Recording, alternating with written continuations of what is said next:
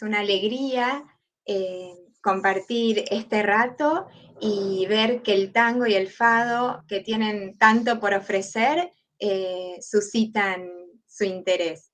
Así que espero que la charla sea de su agrado, que sea sobre todo disparadora de interrogantes, de ideas y de ganas de seguir indagando en los vínculos entre estas dos músicas tan importantes para cada una de las naciones a las que pertenecen, para Portugal y para Argentina.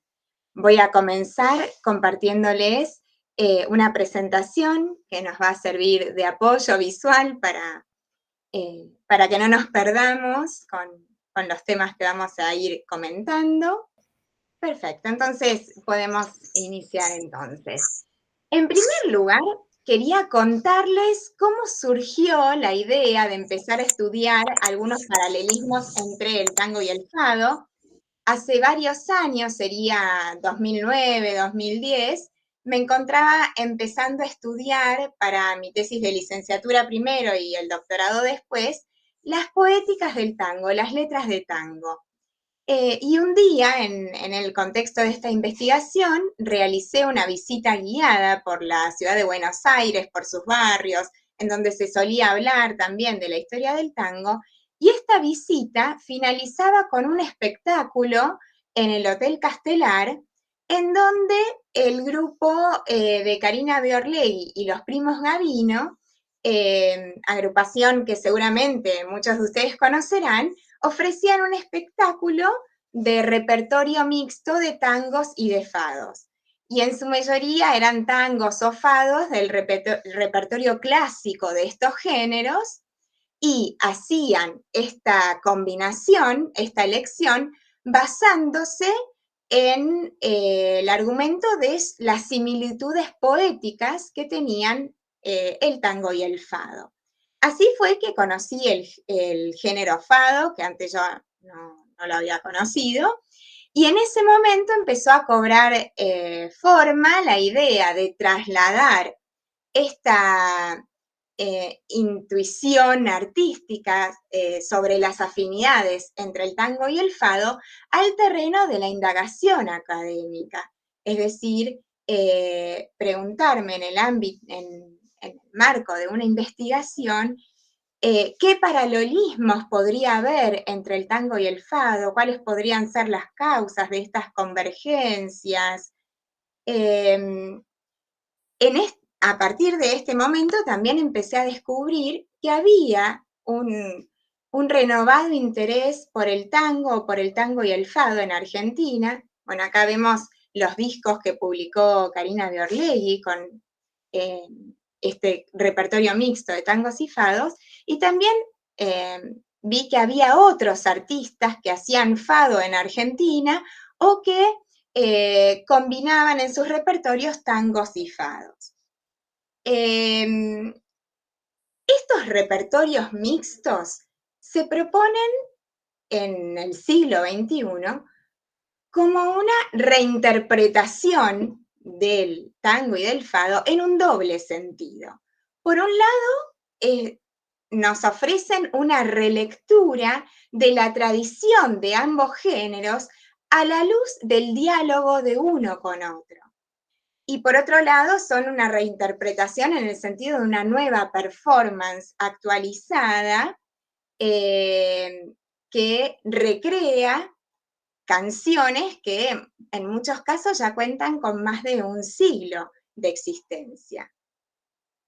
Y entonces, esta reinterpretación es la que nos permite pensar en las posibles conexiones que puede haber entre el tango y el fado.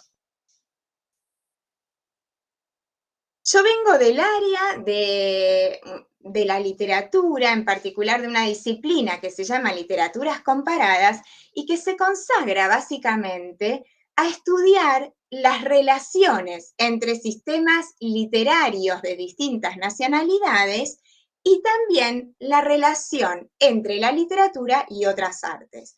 Por lo tanto, un proyecto de investigación que confrontar a las poéticas del tango y del fado, pertenecientes a dos sistemas literarios, si se quiere, de distintas nacionalidades y que implicaban un vínculo también con la música y con otras artes, encajaba perfectamente dentro de lo que es el ámbito de las literaturas comparadas. Yo recién arranqué este proyecto en 2017 y con esto quiero contarles que hay mucho todavía por hacer y por seguir indagando. Y además tuve que interrumpir un poco el proyecto porque justo desde 2017 hasta ahora nacieron mis 3 hijos, así que fui y vine del tango y del fado en varias ocasiones. Lo que vengo a presentarles hoy es una introducción y un aspecto de muchas más posibilidades de estudio sobre el tango y el fado. Son dos géneros que, con sus propias evoluciones y mutaciones, están todavía vivos y vigentes, y por lo tanto es necesario aclarar que el periodo del que me ocupo es sobre todo del siglo XX y del auge de estos géneros durante el siglo XX, entre fines de los años 20 y los años 60, grosso modo. Aunque no todos los paralelismos se dan de forma simultánea en estos géneros. Y hay que destacar además que los aspectos que podemos comparar son bastantes, porque si bien no hay un vínculo genealógico demostrado, es decir, no hay un vínculo genético entre los dos géneros que se haya podido demostrar, se produce lo que en literaturas comparadas se conoce como analogías de contextos, es decir, condiciones sociohistóricas comunes que favorecen que dos fenómenos artísticos o estéticos tengan algunas características similares. ¿Y cuáles son esas analogías en los contextos de surgimiento y de evolución del tango y el fado?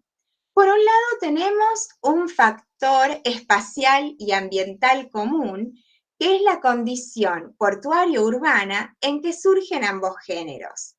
El ambiente portuario, por su propia naturaleza, se presta a la circulación de gente de distintas nacionalidades y de distintas procedencias sociales, a la ocultación de la identidad y a los juegos con la identidad. Son zonas de contacto y de contagio de distintas tradiciones. El fado como género lisboeta surge a principios del siglo XIX y en una primera etapa toma forma en los ambientes principalmente populares de Lisboa, a veces también marginales, entre tabernas, cafés de camareras, las calles, las corridas de toro y otros lugares frecuentados por una población diversa, tanto por delincuentes, prostitutas, marineros, bohemios y también por jóvenes aristócratas que se trasladaban a estas zonas en busca de diversión. Es decir, al igual que para el tango, tenemos que subrayar la heterogeneidad social que circulaba en estas zonas.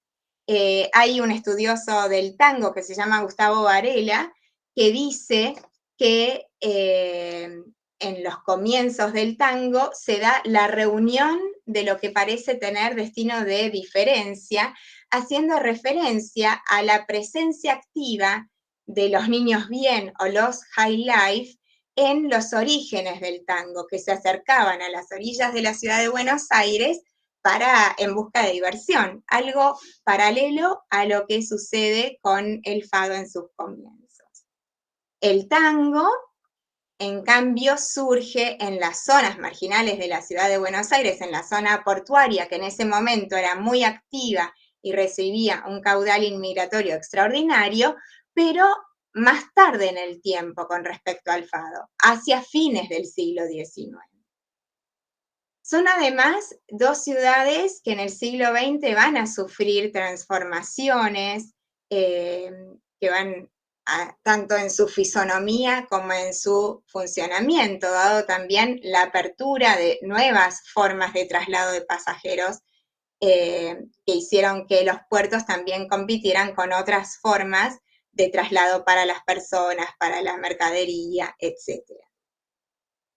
Si bien también va a haber un desplazamiento de estas músicas hacia otras zonas urbanas, el entorno en el que surgieron sigue estando ligado a la vida portuaria.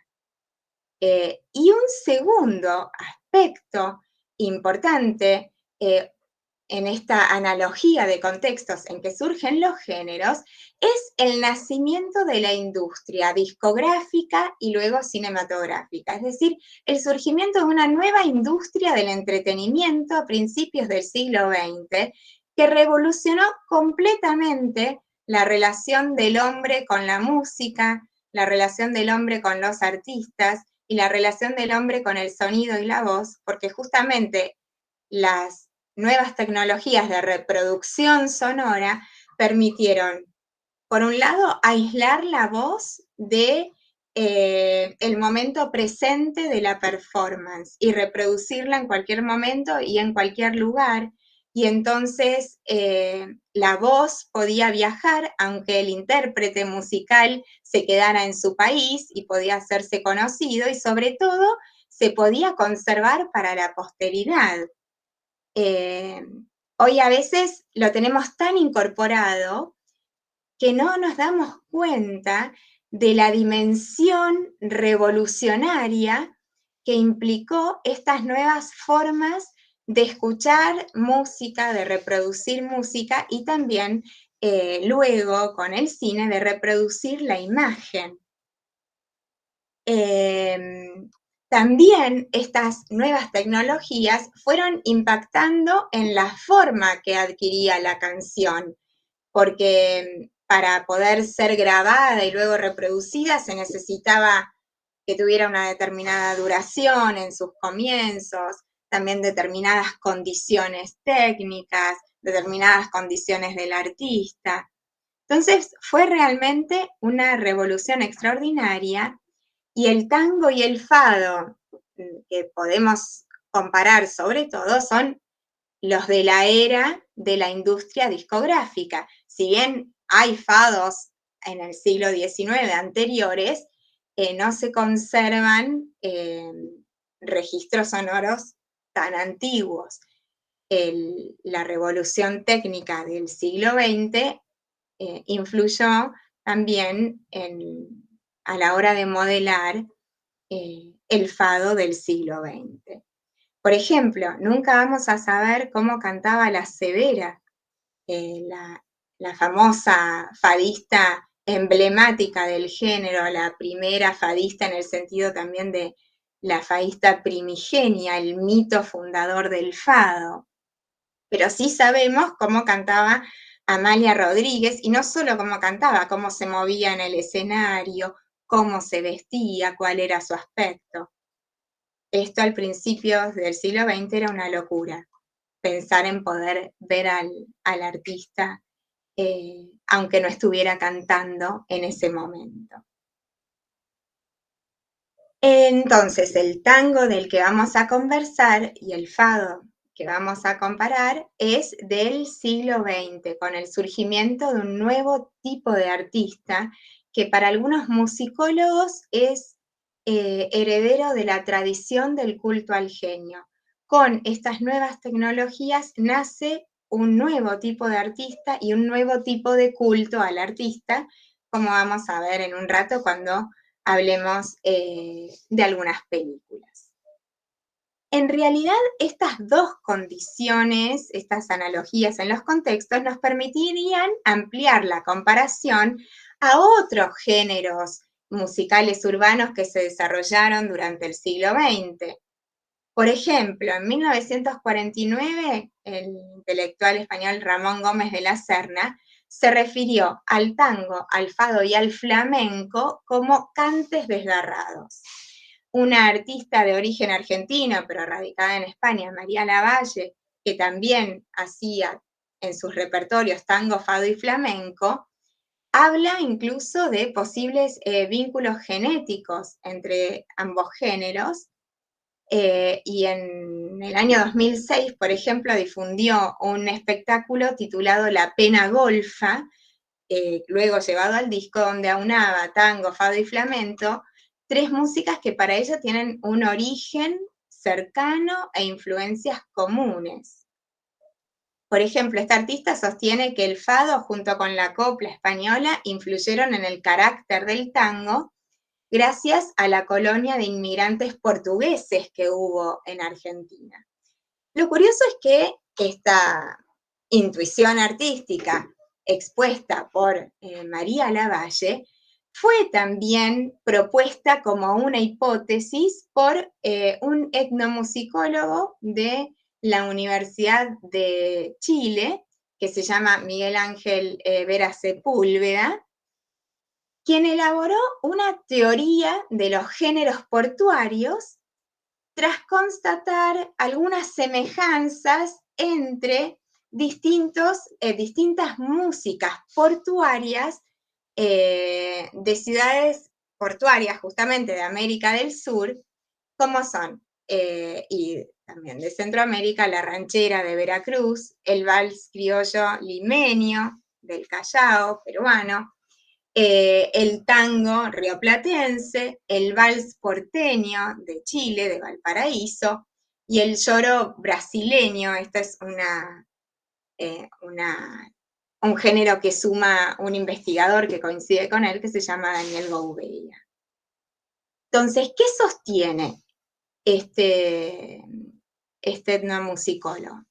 Aclaro que esta teoría no fue comprobada, es una hipótesis, pero él sostiene que hay ciertas similitudes musicales entre el fado y estos géneros latinoamericanos, y que el hecho de que hayan surgido en importantes puertos de fines del siglo XIX, principios del siglo XX,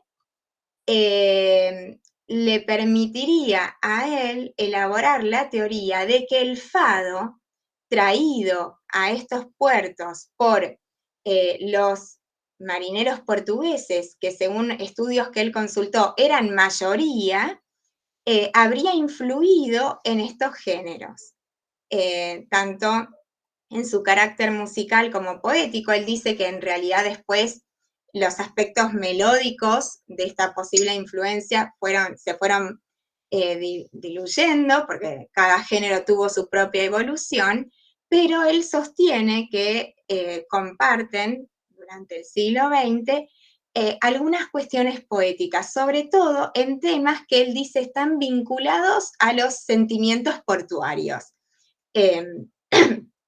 La despedida,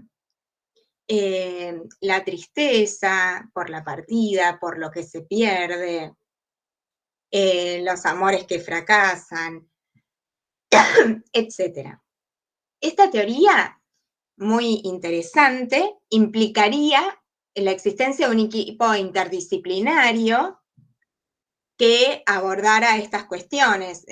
Habría que trabajar mancomunadamente entre musicólogos, historiadores,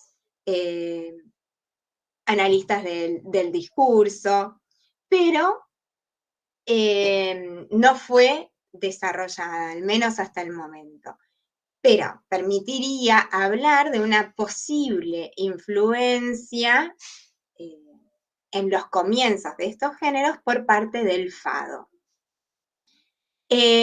Por su parte, otro antropólogo que hizo mucho por el fado, Joaquim Paix de Brito, que es uno de los pioneros del estudio dentro del ámbito académico, advierte también coincidencias entre el tango y el fado, y suma otros géneros, como por ejemplo la rebética griega de Atenas, y dice que estos géneros son formas paralelas y que son distintas variantes de una forma de expresión popular urbana que emerge en distintas ciudades de Europa y de América, y que cobra una forma particular durante el siglo XX.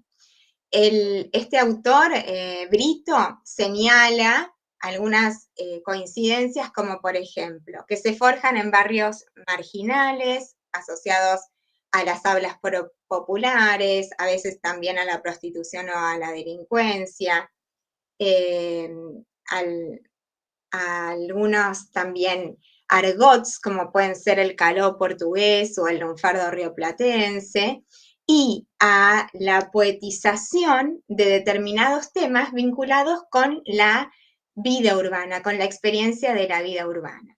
Y entonces Brito alienta a usar herramientas que permitan estudiar estos géneros simultáneamente, viendo cuáles son las coincidencias entre sus formas de, de, de presentación, digamos. ¿Cuáles son los aspectos en concreto que ponen en evidencia que pueden pensarse el tango y el fado como formas paralelas? ¿Y por qué, si bien podría ampliar esta investigación a otros géneros, y me gustaría hacerlo en un futuro, decidí centrarme en estos dos? Por un lado, parece haber una cercanía muy especial en sus poéticas, sobre todo en la insistencia con que la ciudad y los mismos géneros, el fado y el tango, son materia poética en sus respectivos géneros. Hay muchísimos tangos y fados que hablan de sí mismo. El fado habla de sí mismo constantemente y también de sus barrios, de su espacio, de la ciudad. Y algo parecido sucede con el tango. Hay muchísimos tangos autocelebratorios, y esto lo vamos a ver ahora cuando nos adentremos en algunas películas, y también muchísimos tangos que toman el espacio como materia poética central, pero además como sujeto. Esto sucede tanto en el tango como en el fado. El espacio tiene tal importancia, y también el tango y el fado tienen tal importancia en estas poéticas, que muchas veces son sujetos, son apóstrofe, motivos de apóstrofe, es decir, son interpelados, se le habla al tango, se le habla al fado, se le habla al espacio de una forma muy especial. Este es uno de los aspectos poéticos más cercanos entre las poéticas del tango y del fado. Pero también en qué otros aspectos podemos estudiar el tango y el fado como formas paralelas. Por un lado, en su surgimiento y evolución, los relatos y mitos sobre el origen del tango y del fado también tienen muchas coincidencias.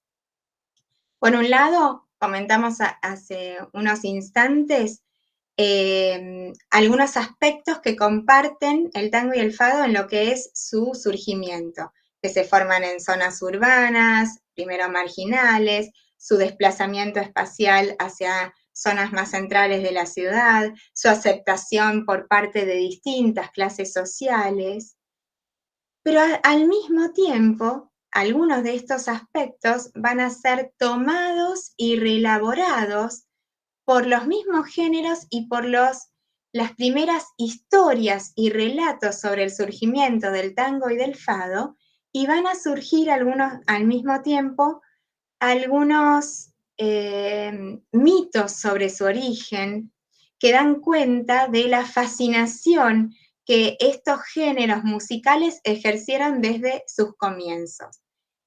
Y estos relatos van a ser tomados por el cine, primero por el cine mudo y luego, ya con mucho mayor desarrollo, por el cine sonoro. Y de esto nos vamos a ocupar hoy. Al menos vamos a llevarnos un pantallazo de esto. Al mismo tiempo, otro aspecto en común entre el tango y el fado es el de las relaciones transmediales que a principios del siglo XX estos géneros establecen con otros medios. de forma bastante paralela, el tango y el fado se relacionan en sus respectivos países con el teatro, con el cine, con la radio y se retroalimentan. Por ejemplo, el teatro toma muchos argumentos de letras de tango o de letras de fado en sus respectivos países. Al mismo tiempo, el cine se empieza a nutrir de estos géneros. Otro tanto sucede con la radio, circulan los mismos artistas, los cantantes o las cantantes se vuelven al mismo tiempo actores de teatro, de cine, es decir, el tango y el fado, para entenderlos cabalmente, los tenemos que pensar como parte de una red de relaciones transmediales entre distintos géneros que se retroalimentan. Y otra coincidencia que podemos encontrar entre el tango y el fado es la pregnancia de sus intérpretes. Sobre todo me refiero a Carlos Gardel y a Amalia Rodríguez,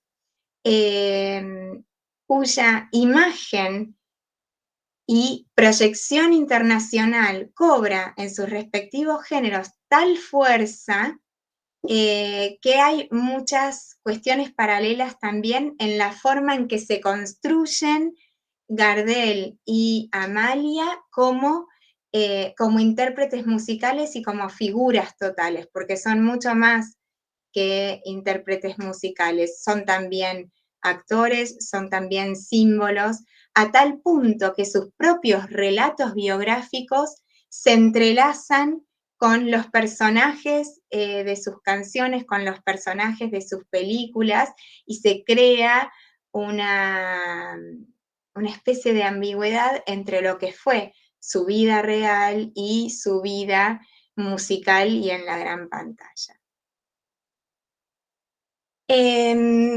En los orígenes de ambos géneros, les comentaba recién, hay algunos relatos sobre esos orígenes que luego van a pasar al cine. Con respecto al fado, estas historias consideradas las primeras historias del fado, la de Pinto de Carvalho de 1903 y la de Alberto Pimentel de 1904, ponen, por ejemplo, de manifiesto la asociación entre la palabra fado con el delito, con la orilla, con la transgresión. La palabra fado, que como sabemos significa destino, durante las primeras décadas del siglo XIX se empleaba más para designar al mundo semi-marginal y a sus protagonistas que para referirse a un género musical. Por ejemplo, el fado en el caló portugués se usaba en expresiones como vida de fado, es decir, mala vida, moza de fado, para referirse a las prostitutas, casas de fado, a veces para hablar de los prostíbulos. Y estos primitivos testimonios recogidos por estos dos historiadores evidencian que en el siglo XIX el fadista no era el cantor de tangos como se lo conocería luego, sino una especie de tipo social, casi un criminal tolerado, frecuentador de tabernas, de ambientes marginales, y que daba mucha importancia a su imagen. Tenía una imagen altamente codificada y acicalada.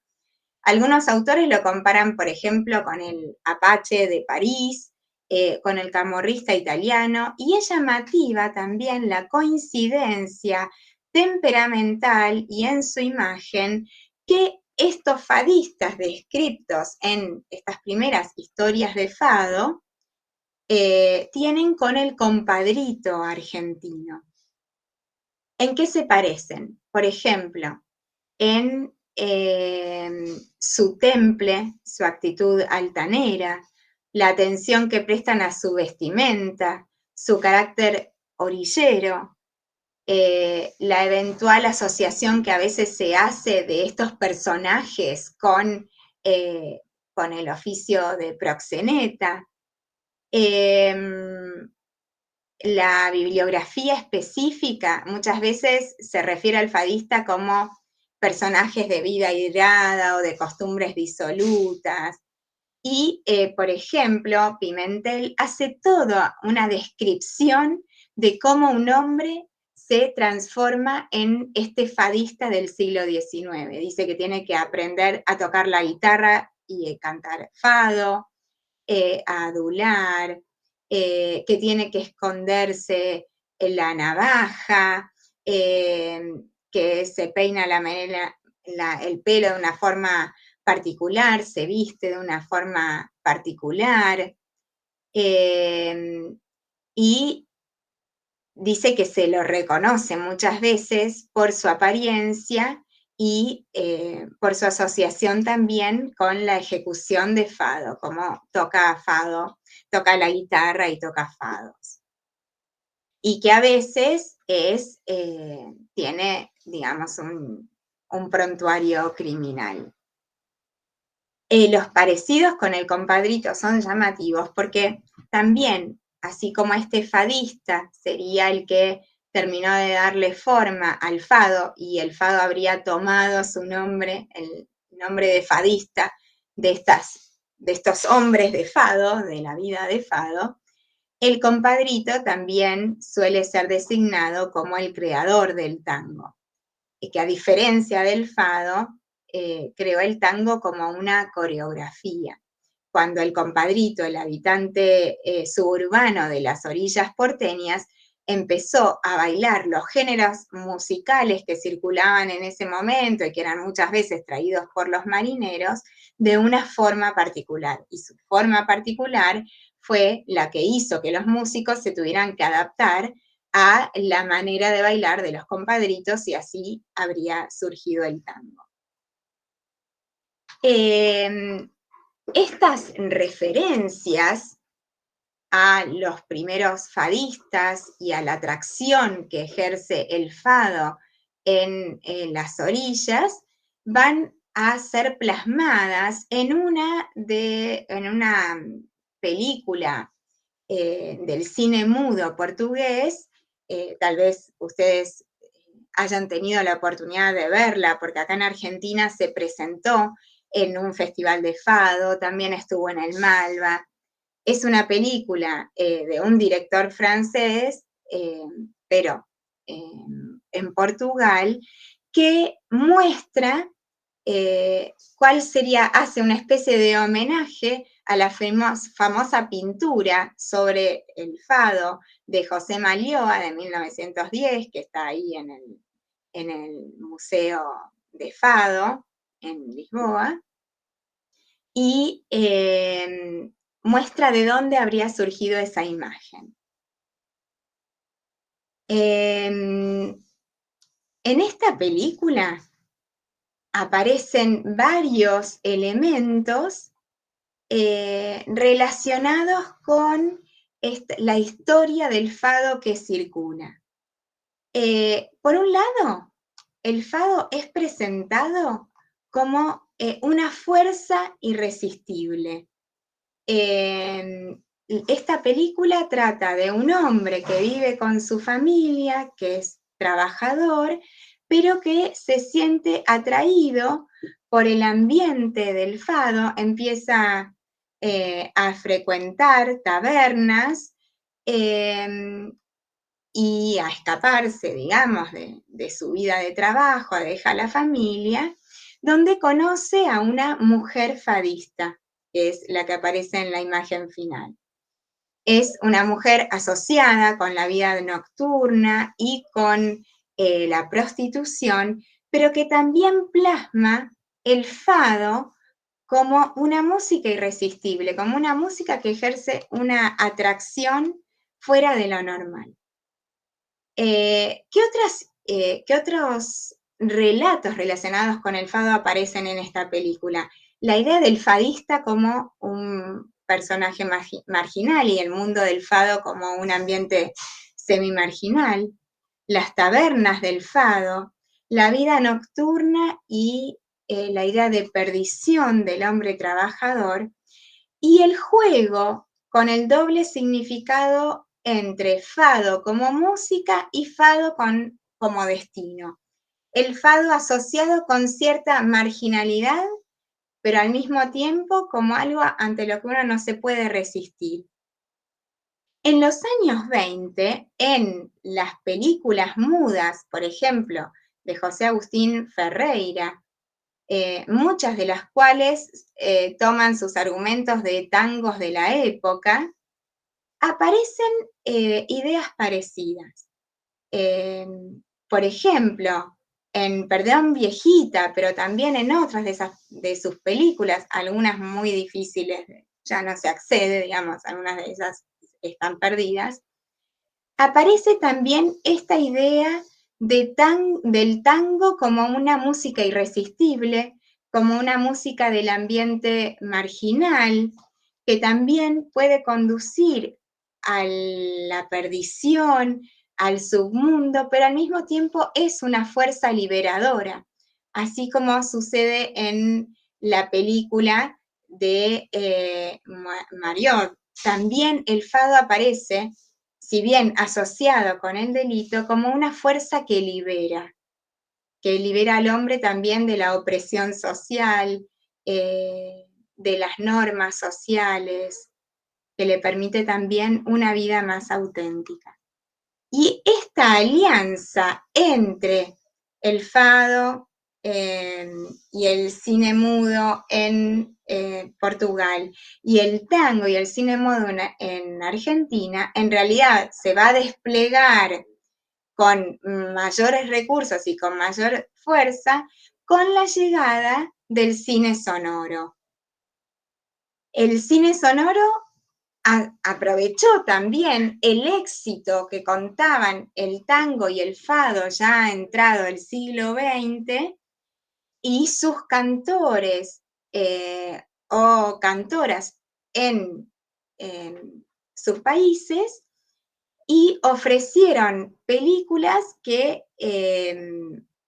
tomaban el tango y el fado y su mundo como el tema central en torno al cual giraba el argumento de estas películas. Pero a tal punto se hizo este aprovechamiento que la primera película sonora portuguesa se llamó A Severa, es decir, que toma el mito de la fadista La Severa, y la primera película argentina, es decir, producida en Argentina sonora, se llamó Tango. Es decir, la opción por estos géneros musicales es evidente. Y también en este caso tenemos que tener en cuenta que se da algo similar en otros países que tenían tal vez regímenes políticos de carácter centralizador o que buscaban valerse de las músicas nacionales para forjar la integración nacional, para forjar la identidad nacional. En el caso argentino, el rol que tuvo el tango en la integración nacional es evidente debido también a la modificación poblacional que se había producido como fruto de la fuerte inmigración europea y, bueno, de otras zonas. Pero también, para que nos hagamos una idea, pensemos que el primer largometraje sonoro mundial, usualmente se lo considera el cantor de jazz, en Estados Unidos, también toma el jazz y la historia de un cantor de jazz, como un hombre se transforma en cantor, como argumento de la primera película sonora. Esto nos da la pauta de la importancia que contaban, que tenían en sus países las músicas nacionales y además de la atracción de público que generaban. O sea, los cineastas recurren a estas opciones porque sabía que eran éxitos garantizados. Estas músicas ya circulaban en el teatro. De hecho, el cantor de jazz se basó en un guión de Broadway.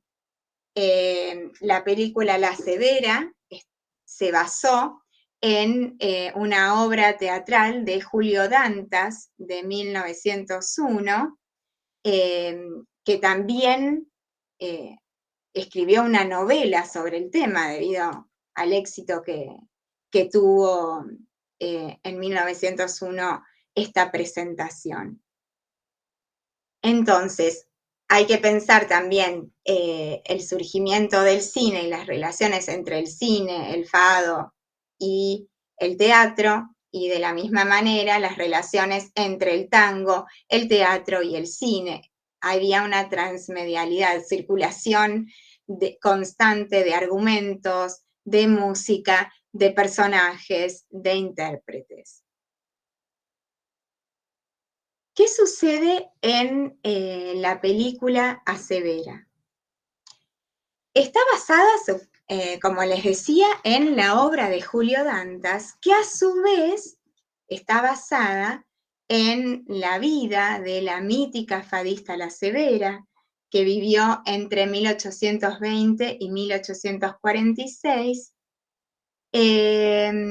y que quedó como una especie de mito fundador del fado, y ella como personaje condensa todos los elementos de una heroína romántica, que son condimentados por la obra de Julio Dantas, que añade algunos elementos que no son biográficos. Uno de ellos es que supuestamente en las obras de Dantas y en la película, la Severa tiene un origen gitano.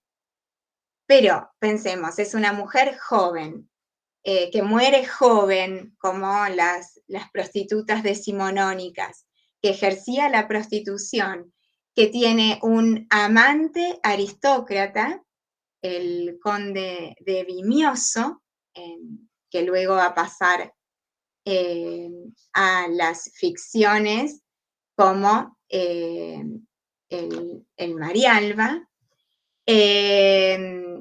Después, su madre supuestamente era la barbuda, le decían por esa característica, o sea, ya es un personaje grotesco, y que fue fadista, aceptada luego en los círculos aristocráticos, y que murió joven. Entonces todos estos condimentos la convierten en una heroína romántica. Pensemos también en la época en que ella vive y en que luego se escriben las obras. De hecho, varios de estos elementos así de raigambre romántica los encontramos también en las historias de Pinto de Carvalho y de Pimentel sobre el fado. La película La Severa, no sé si han tenido oportunidad de verlas, es una de las pocas que se consiguen en YouTube.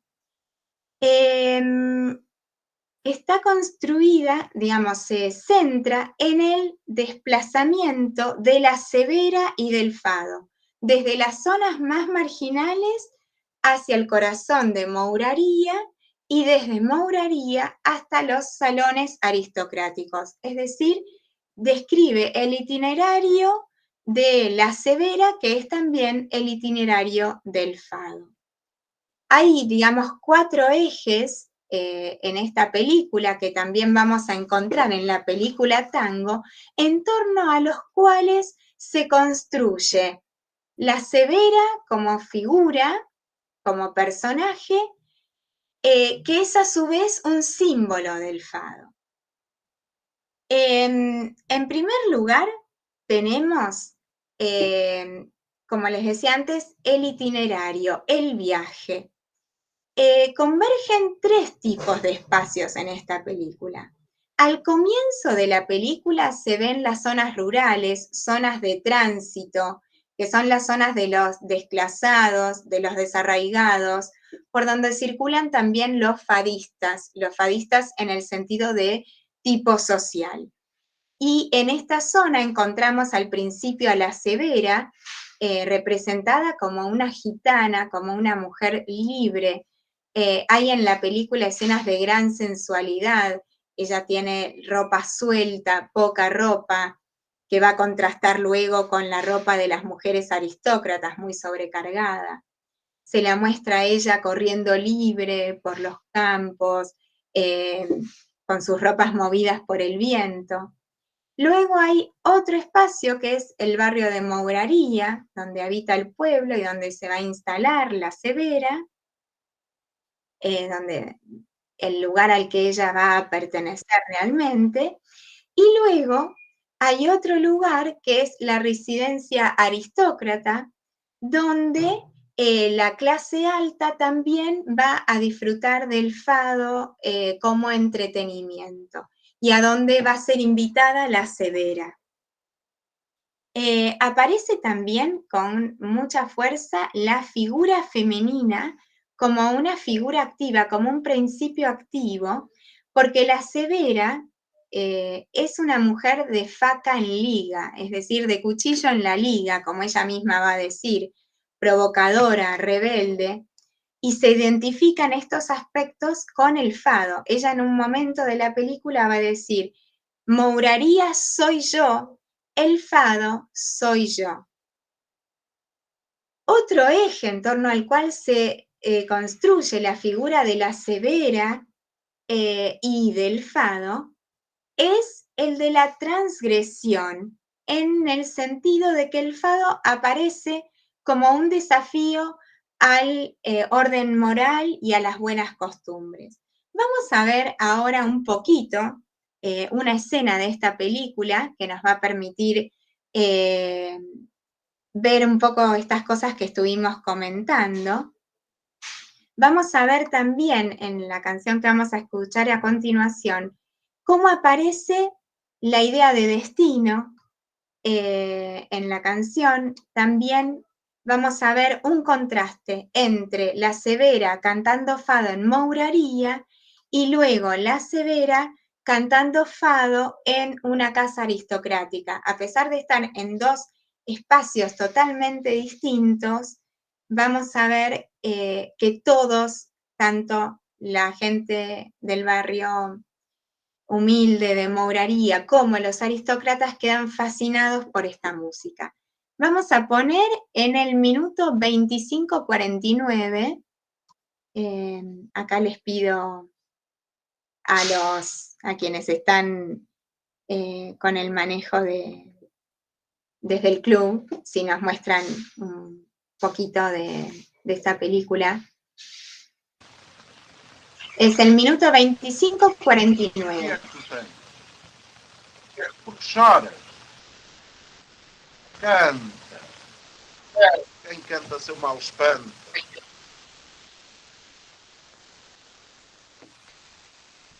Quien canta sus males espanta, ¿no? Le dice un hombre que destino na vida. Já adivinho qual é. Correr sem saber para onde. Chorar sem saber porquê. Ai, correr sem saber para onde.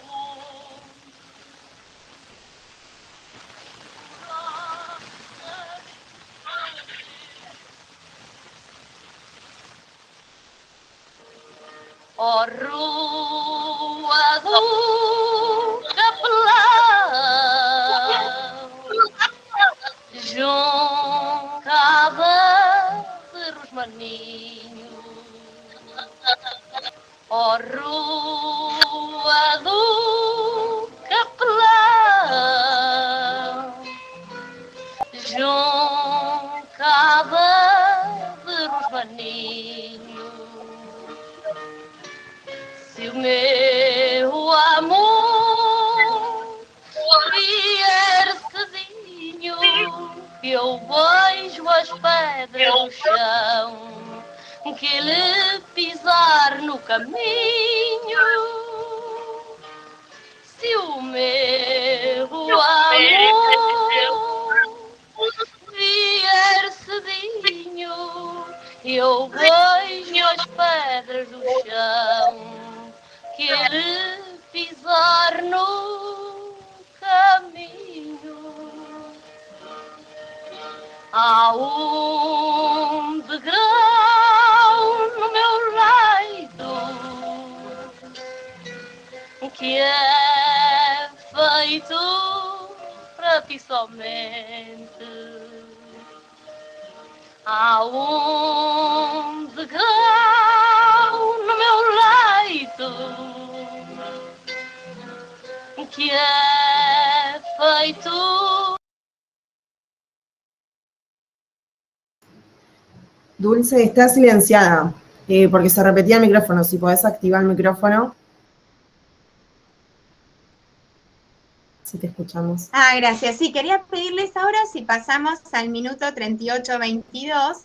Yo no sé si ustedes pudieron notar, bueno, esta idea de que el destino la llevó a la Severa a Mouraría, y ella ahí aparece cantando una canción dedicada a la Rua do Capelau, o sea, a la calle que está asociada con la Severa, ante el embelesamiento de todos los que la escuchan. En un momento, no sé si llegamos a ver, pero se ve incluso que una de las personas llora, se hace un primer plano de una de los que están ahí llorando de emoción.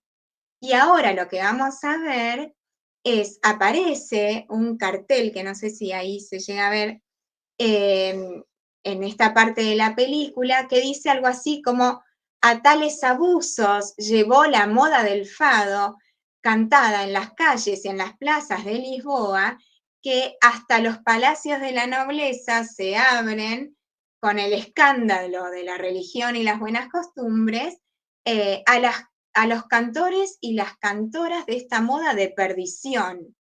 ¿Dónde están las virtudes auteras de nuestros abuelos?, dice ese cartel. Oh, estos tiempos, estas costumbres. Y a continuación aparece la Severa cantando ante el público aristócrata, y van a ver que la imagen femenina de estas mujeres contrasta con el aspecto de la Severa de un modo rotundo, ¿no?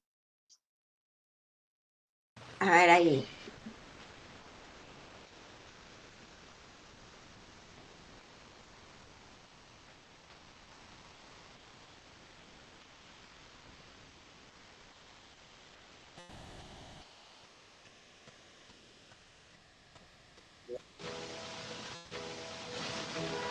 Quem tiver filhas no mundo,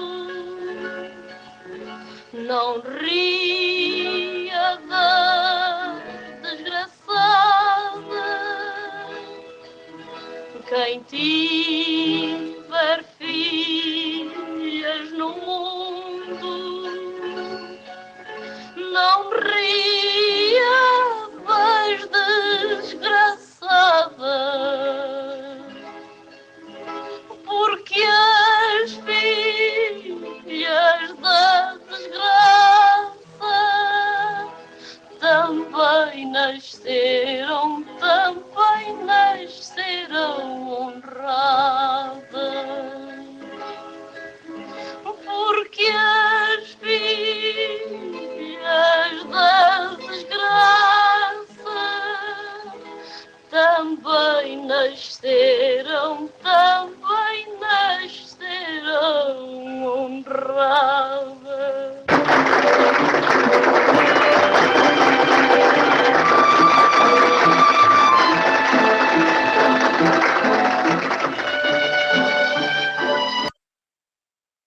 Acá aparece el cuarto eje asociado a la construcción de la Severa y del fado, que es el de la transversalidad. Se presenta como una música que atraviesa todas las capas sociales, que convoca, produce la fascinación de todas las capas sociales, y en parte también esto está representado en el dilema que tiene el Marialba entre elegir a la Severa o a esa mujer a la que le suelta la mano mientras la Severa canta, que es una mujer de su entorno social, una aristócrata. Estos mismos ejes en torno a los cuales se construye la música van a aparecer en la primera película sonora argentina, Tango. Por ejemplo, la figura femenina como una figura activa. La película Tango también narra la transformación de un hombre en cantor de tango. Y esa transformación ocurre debido a una ruptura amorosa. Hay una joven Tita, que es Tita Merelo en la película Tango, que tiene un novio del barrio, un joven que la pretende, Alberto, pero Tita lo deja para irse con Malandra, un compadrito malo.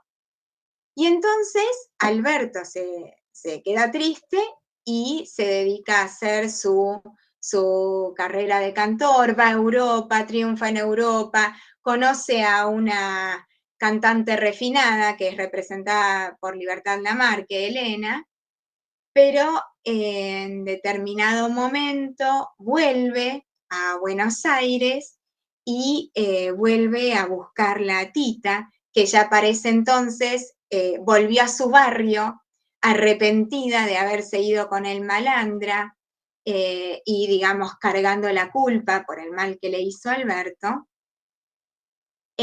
Por un lado aparece esta idea de que el tango triunfa en el exterior, pero que su lugar auténtico es Buenos Aires, y más precisamente el barrio.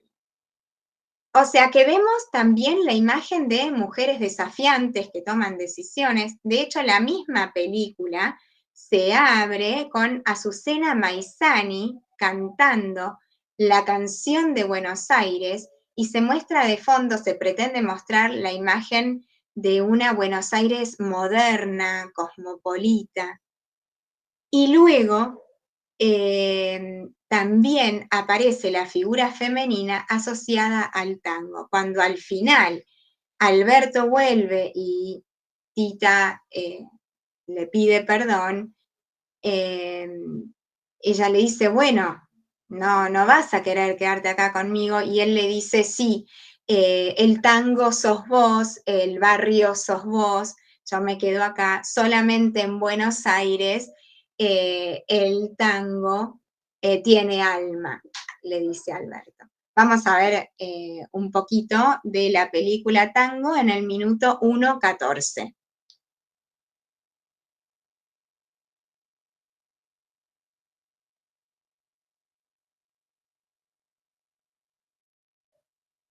Mientras se carga, les voy contando que aparecen entonces en la película estos mismos ejes. Como les decía recién, la figura femenina como una figura activa y por momentos asimilada al género. Muchas veces aparece esta idea de que el tango es la mujer. Por otro lado, el traslado, los viajes de iniciación del barrio donde Tita y Alberto se conocen, al centro de la ciudad. Y luego del centro, Alberto se va al exterior y vuelve al barrio, que es el origen del tango. Acá, mientras lamento de amargura, sonrisa de esperanza, sollozos de pasión. Ese es el tango, canción de Buenos Aires, nacido en el suburbio, que hoy reina en todo el mundo. Ese es el tango que llevo muy profundo, clavado en lo más hondo del criollo corazón. Buenos Aires, donde el tango nació. No te escuchamos, Dulce, tenés que poner el micrófono. Ahí está. Ah, cierto, gracias. Al minuto 1:14. 1:14, volvemos. Sí, no, perdón. Sí, ahí les digo. Volvemos al minuto No, 1:14. ahí está. No, es la hora, 1 hora, 2:14. Ah, 1 hora, 14 minutos. Claro, exacto, perdón. ¿No? ¿Está bien? Mientras me doy cuenta de que olvidé comentarles que la canción que la Severa canta cuando está con los aristócratas es una canción en la que ella defiende a las mujeres caídas, digamos, a las prostitutas. No sé si lograron captar la letra de esa canción. Dice, aunque digan que no, yo soy una buena muchacha y la que tenga hijas en el mundo, no se ría de las desgraciadas, porque las hijas de la desgracia también nacieron honradas. Es una autodefensa de la mujer fadista, digamos, de esta primigenia mujer fadista asociada también a la prostitución. Sí, ahí ya está cargado, ¿no? Disculpe, me interrumpo. Dulce, cuando transmitimos el sonido de la película no te escuchamos hablar y también la película, el sonido sale por tu computadora y se superpone, por eso te estamos silenciando, te tenés que reactivar después. Gracias.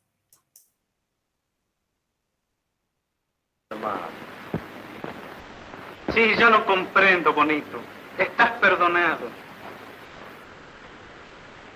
Y vos también me perdonaste, Tita. ¿Cómo no voy a perdonarte? Y vos le has hecho mucho bien, Alberto. Te juro que estaba en gumfio de esa vida aristocrática. Y la mina aquella me tenía en lleno con los celos. Te juro que casi más me corto los bigotes. Ah, te juro que sí. Seguramente. Sí, no hay nada como mi barrio. De aquí no volveré a salir. Pero, Alberto, estás loco. Pensás dejar todo lo que has conseguido. Pensás quedarte en el barrio. Sí, Tita, pienso quedarme en el barrio y a tu lado. Yo que conocí todo y tuve todo, nada me parece mejor. ¿Y el tango? El tango sos vos misma, nuestro barrio, nuestros amigos. Solamente en el suburbio de Buenos Aires los tangos tienen alma. Y pensar que en Europa se hemos aguantado cada marcha japonesa como si fuera un tango. Y si no, vean, manchen el tacoñar de esas minas.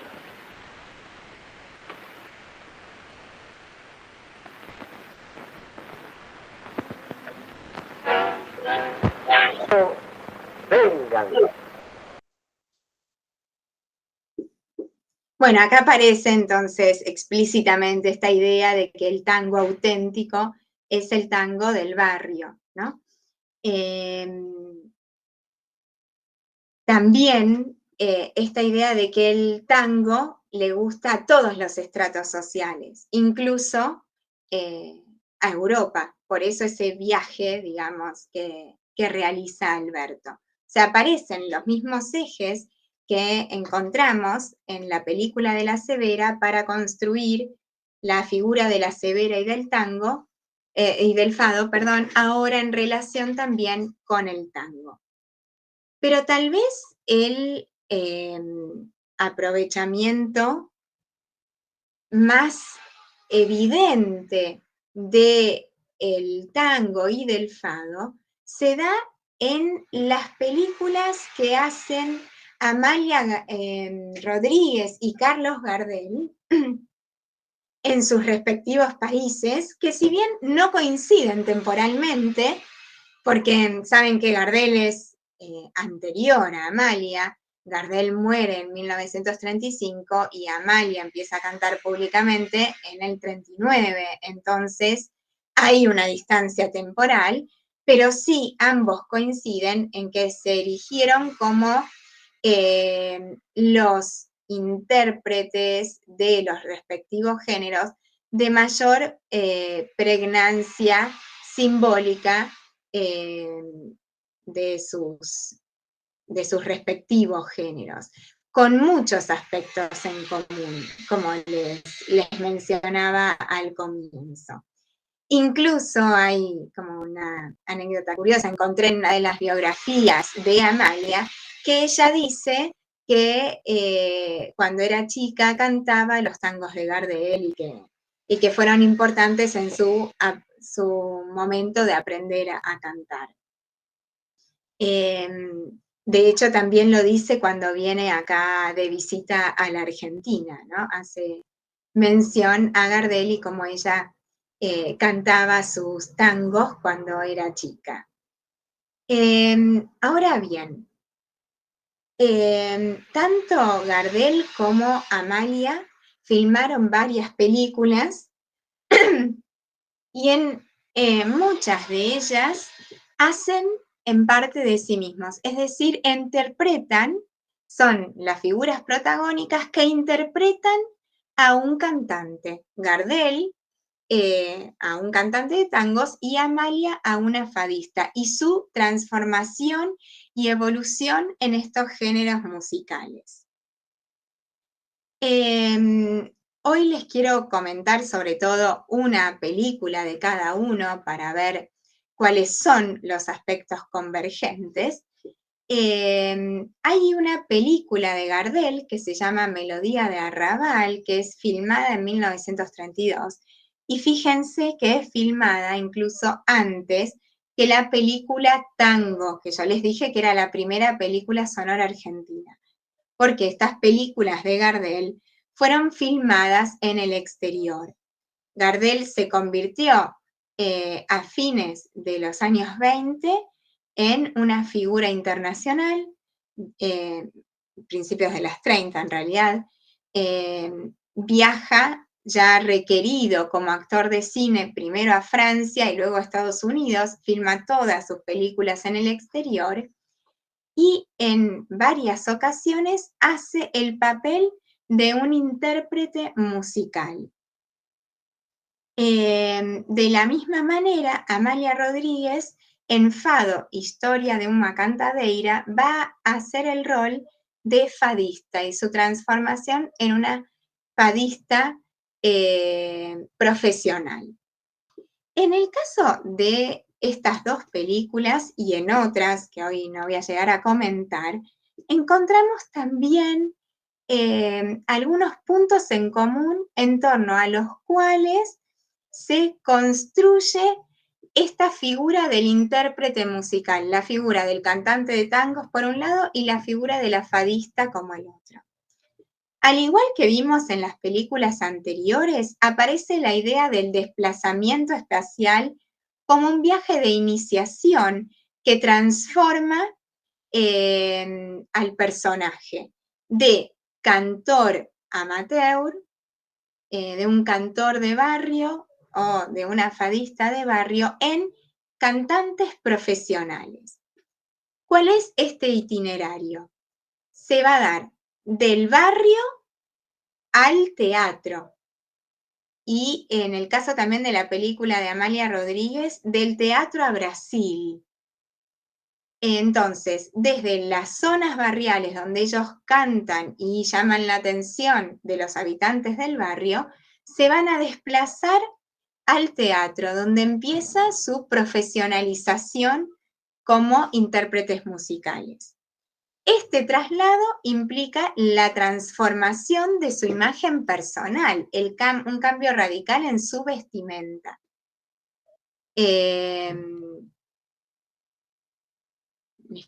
Ahora les voy a mostrar en la película una imagen de cómo cambia la vestimenta. Por ejemplo, en el caso de Gardel, lo encontramos al principio de la película cantando en el arrabal, una canción que celebra el arrabal, que es Melodía del Arrabal, Melodía de Arrabal, como les decía antes, es muy común en el tango y en el fado la celebración del espacio. Él empieza en un bar del arrabal cantando con un traje simple y luego cuando Gardel llegue al teatro va a cantar de smoking. Entonces va a ser un símbolo también del chico pobre que logró triunfar, que logró el ascenso social. Pero al mismo tiempo, estos personajes no terminan de integrarse nunca en ninguna clase social. Gardel y Amalia, transformados en cantantes profesionales, cambian su vestimenta. En el caso de Amalia la vamos a ver al comienzo de la película Historia de una cantadeira, cantando con trajes simples, vestidos de barrio, con el típico chal negro, según las convenciones del fado, y luego la vamos a ver convertida en una diva. Pero sin embargo, no terminan de pertenecer a la aristocracia o a las clases altas de la sociedad. Y hacen, sobre todo en el caso de Amalia, un viaje circular. Vuelven al barrio, vuelven al origen.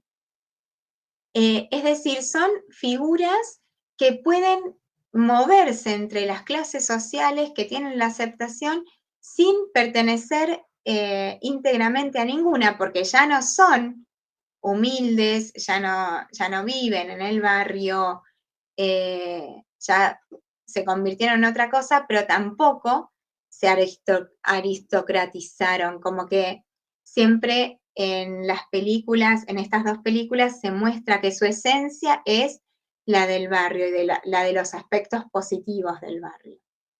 Y por otro lado, se presenta a estos personajes, a estos intérpretes musicales, como dueños de una integridad afectiva superior, como personas de gran corazón y de mucha empatía. En el caso de la película de Gardel, el personaje representado por Gardel es un hombre que vive de los juegos de cartas y de hacer trampa en las cartas. Y en determinado momento se empieza a dedicar oficialmente a hacer trampa con las cartas junto con otro socio, pero esta vida constantemente le pesa y entonces decide dejarla. Al mismo tiempo, a través de una chica que le gusta, Alina, consigue que lo escuche un empresario teatral, lo descubre y lo lleva a cantar al teatro. Entonces empieza este itinerario de transformación en cantante de tangos profesional, que ya puede vivir de eso. Pero al mismo tiempo, al final de la película, en Gardel, como en una circunstancia de autodefensa, asesina a un compadrito malo que aparece al principio en el arrabal, disturbando, digamos, alterando el orden. Entonces, de alguna manera, se presenta el tango como una música que toma su gracia de los arrabales, de los bajofondos, pero que al mismo tiempo se redime de los aspectos negativos del bajofondo representados por este compadrito malo, y que desde ahí, desde esa esencia supuestamente arrabalera, se puede proyectar hacia los escenarios. En la película de Amalia Rodríguez, antes de pasar a esa, querría mostrarles un fragmentito de esta película, ya les digo bien el minuto, es el minuto 10:47 de la película Melodía de Arrabal.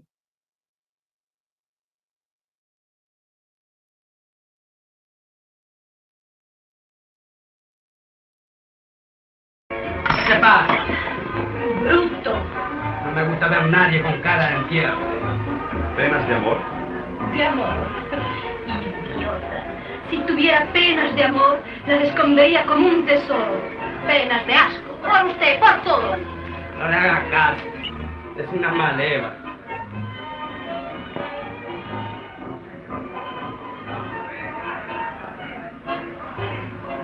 Estás triste, Marga.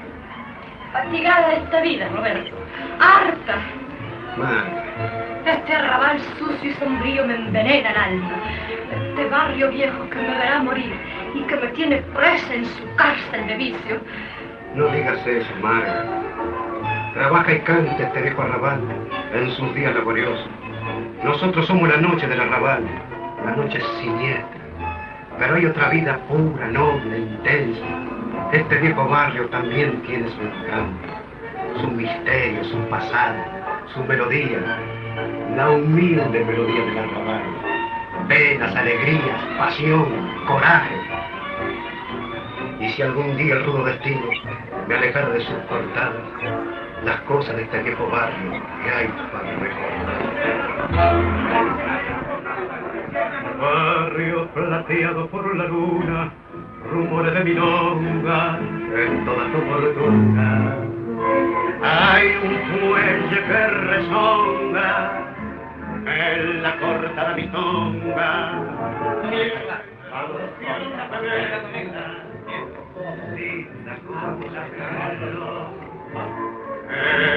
Espera coqueta bajo la quieta luz de un farol.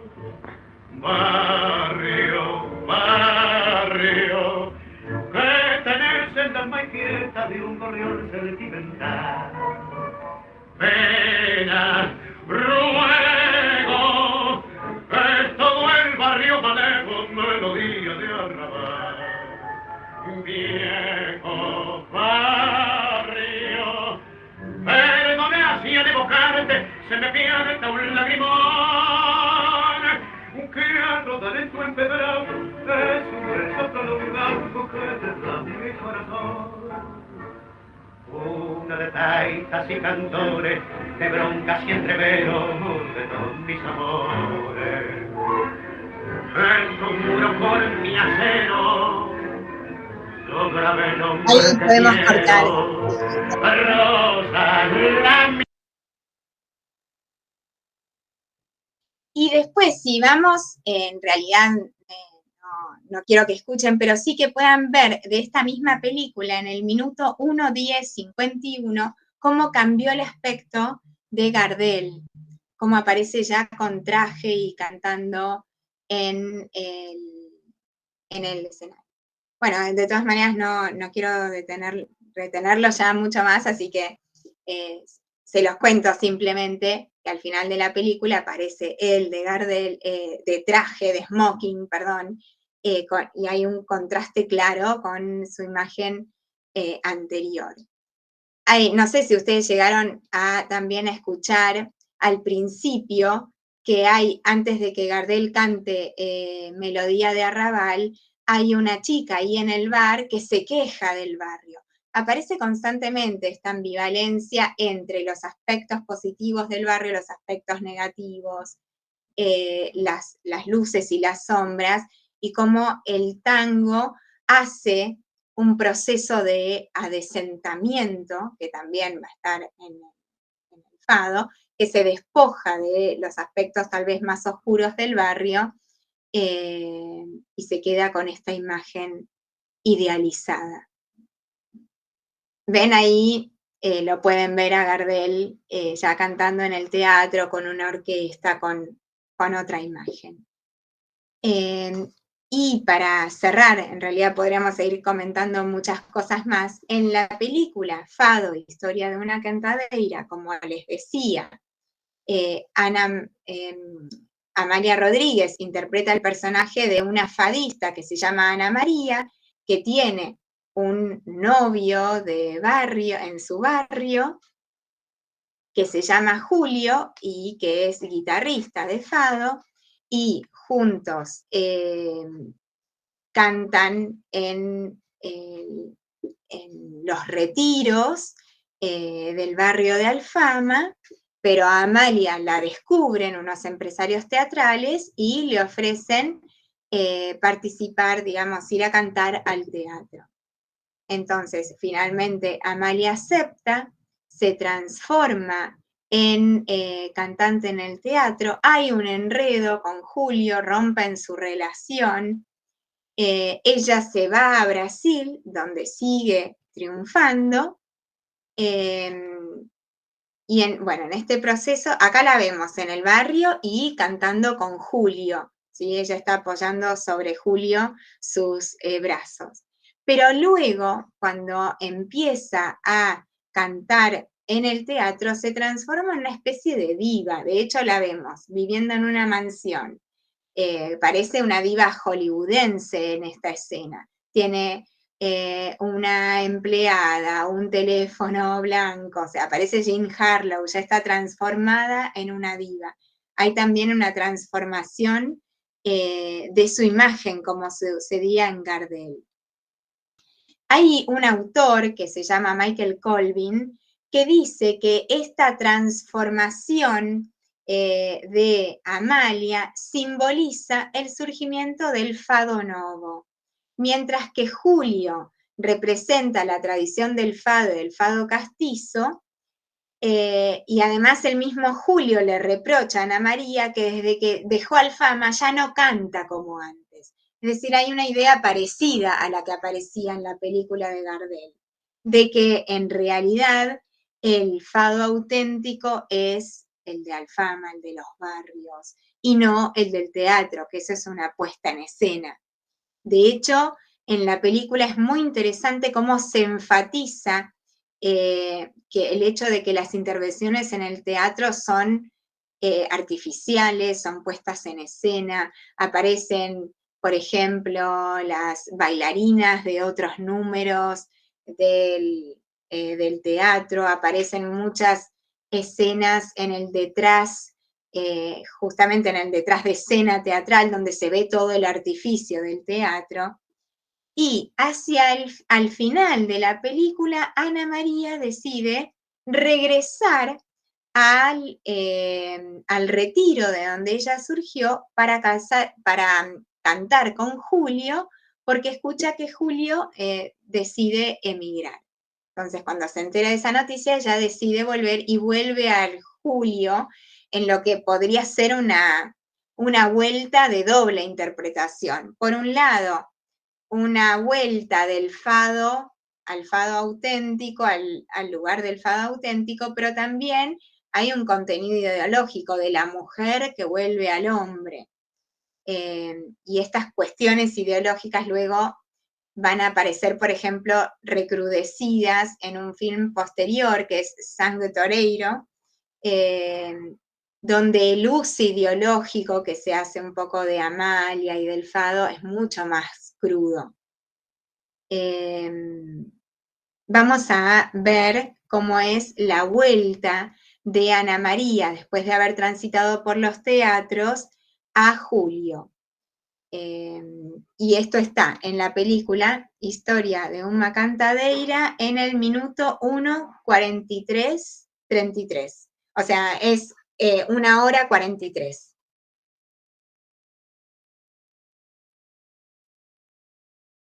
Además, en esta escena final, Amalia va a cantar un fado de altísimo contenido simbólico que justamente juega con esta idea de fado como música y fado como destino, que es el fado de cada uno, un fado de cada uno, que después se los voy a proyectar para que puedan ver un poco la letra, porque refuerza la idea del fado ambivalente, el fado como música y fado como destino. Cantar el fado es el destino de Amalia. Já não posso mais. Tá bem, sério. Eu vou-me embora. Mas sempre quero dizer uma coisa. Vou-me embora contente, muito contente.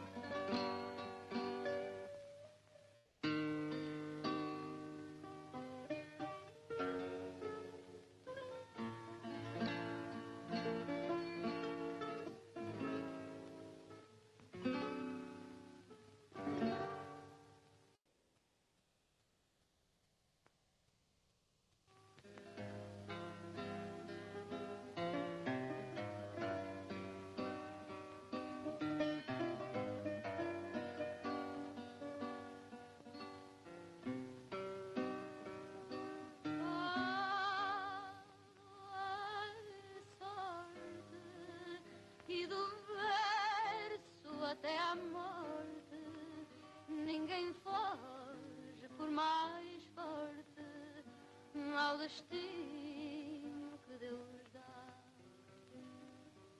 Bom seria poder um dia trocar-se o fado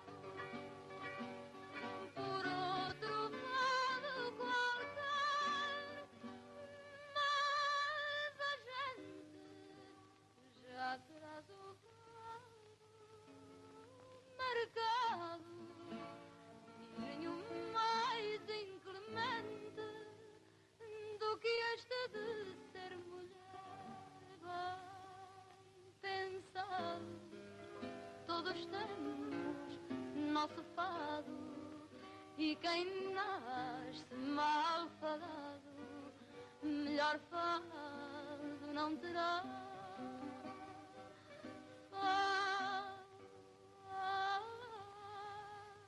É sorte e do verso até à morte, ninguém foge por mais forte ao destino.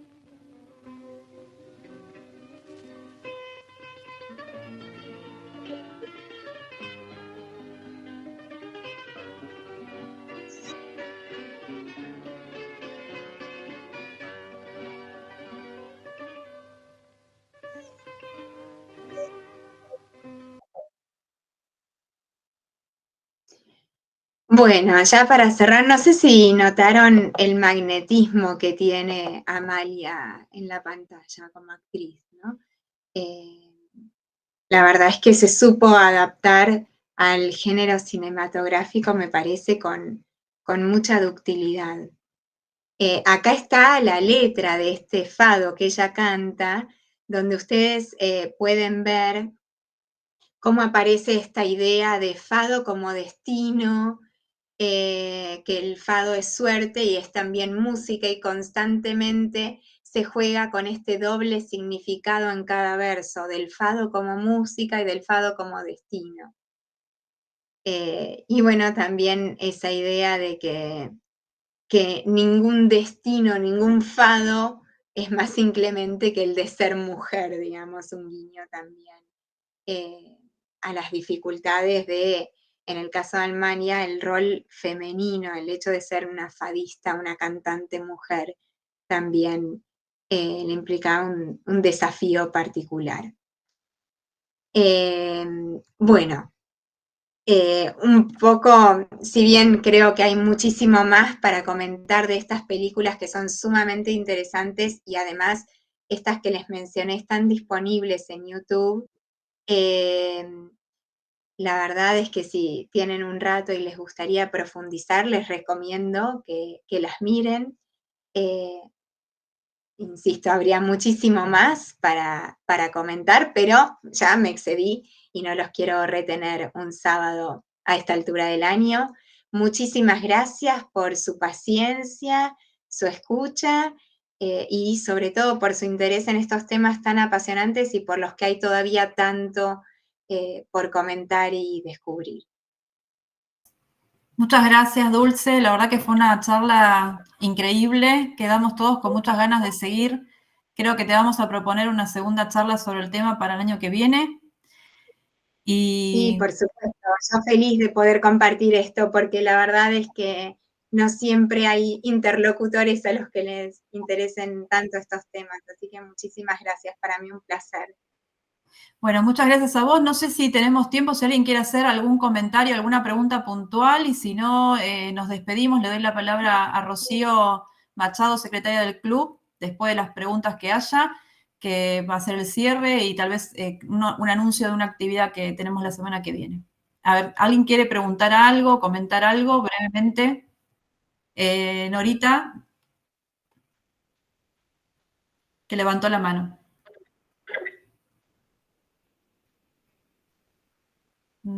No te escuchamos, Norita, no sé si estás por ahí, que levantaste la mano para decir algo.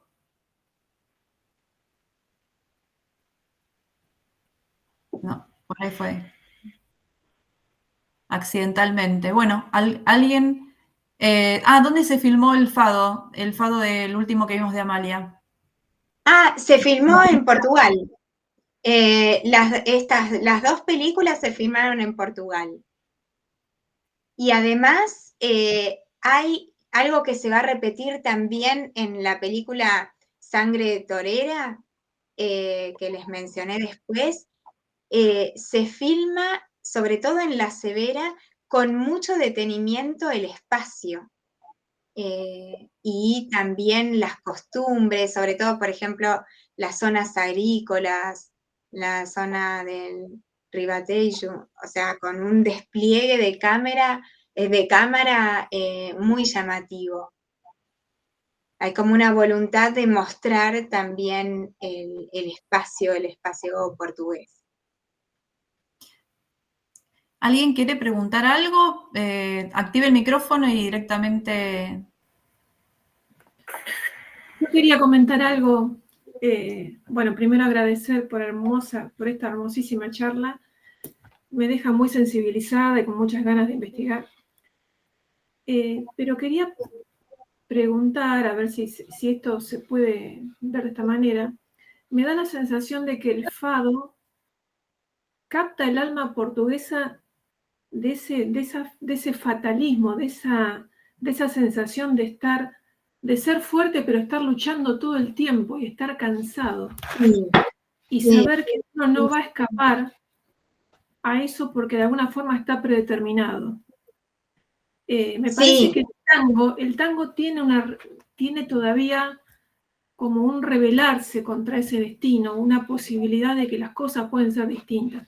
El fado creo que no lo tiene, y entonces creo que desde los primeros acordes uno empieza a sentir ese cansancio de un alma que está luchando y que sabe que no va a poder, pero no puede hacer otra cosa.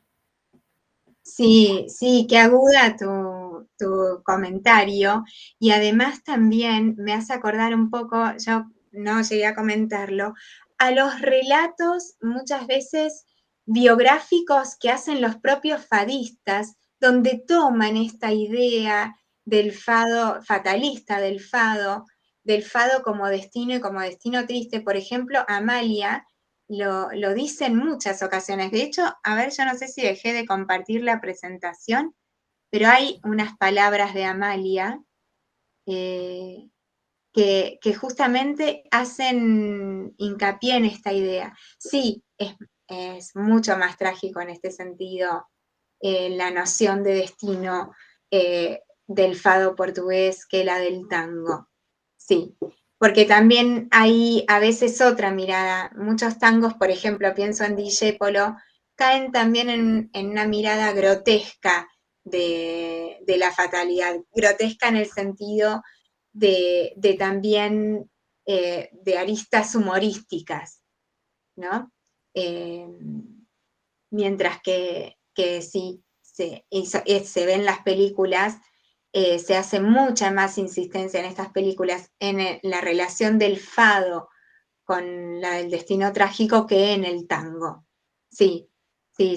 Por eso está muy bueno también tener en cuenta que siempre las comparaciones es buscar puntos de diálogo, pero eso no quiere decir que sean iguales.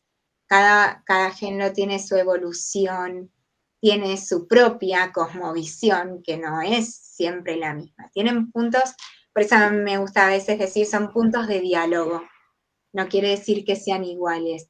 Porque además es mucho más rico, ¿no?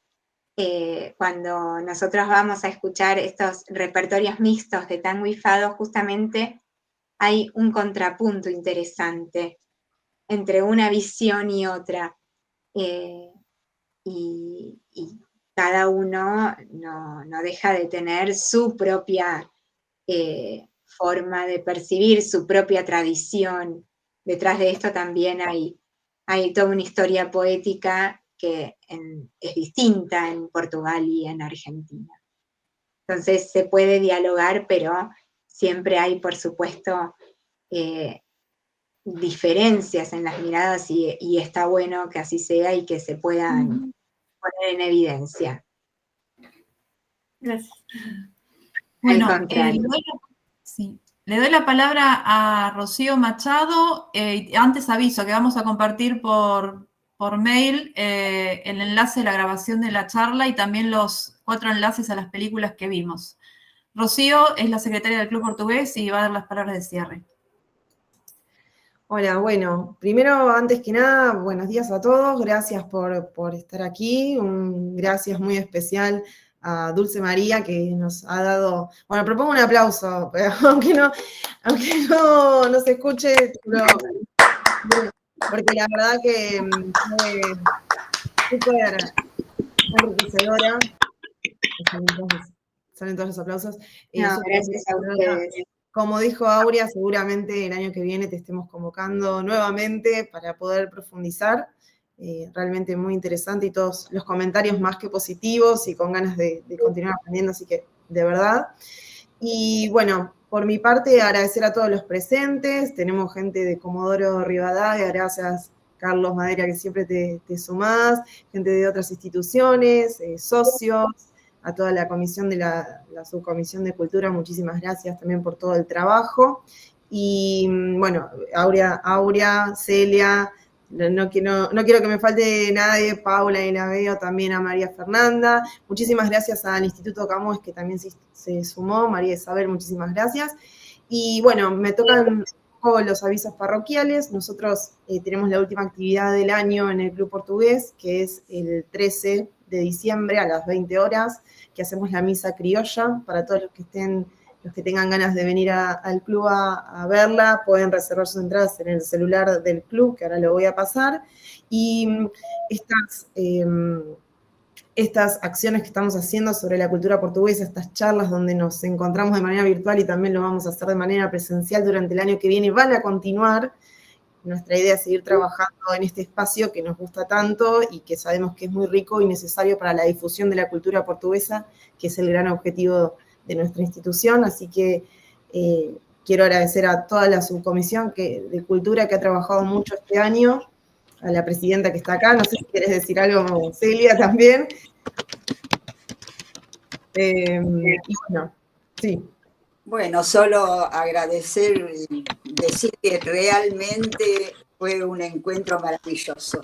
Dulce, nos diste tanto, tanto. Y sobre todo los que justamente crecimos escuchando las dos